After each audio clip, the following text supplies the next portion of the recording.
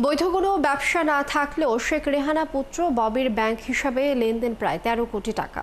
অনুসন্ধানে এমন সন্দেহজনক লেনদেনের প্রমাণ মেলায় তার বিরুদ্ধে মামলা করেছে দুর্নীতি দমন কমিশন।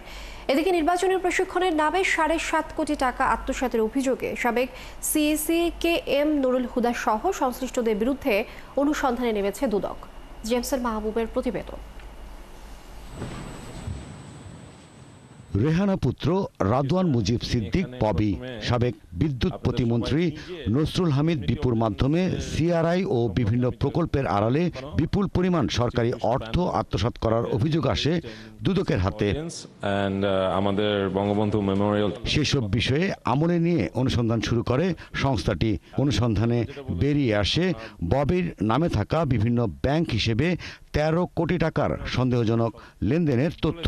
এছাড়াও প্রায় ৩ কোটি টাকা সম্পদের বৈধ উৎস দেখাতে না পারায় তার বিরুদ্ধে মামলা করেছে দুদক। তার কোনো দৃশ্যমান ব্যবসা প্রতিষ্ঠান না থাকা সত্ত্বেও অবৈধ উপায়ে অর্জিত অর্থের উৎস আড়াল করার অসৎ উদ্দেশ্যে ৩টি ব্যাংক হিসাবে ১২,৪৮,০০,০০০ টাকারও বেশি অর্থ অস্বাভাবিক ও সন্দেহজনক লেনদেন করার অপরাধ অনুসন্ধানকালে প্রমাণিত হয়েছে।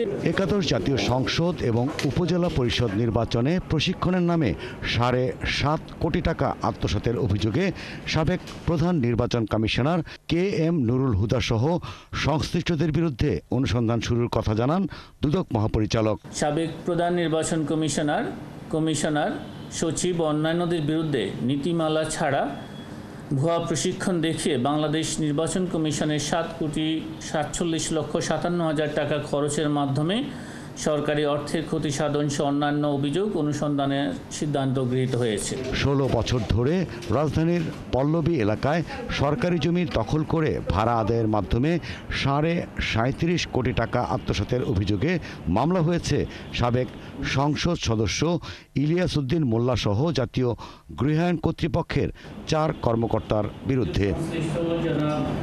জেমসন মাহবুব, ৭১, ঢাকা।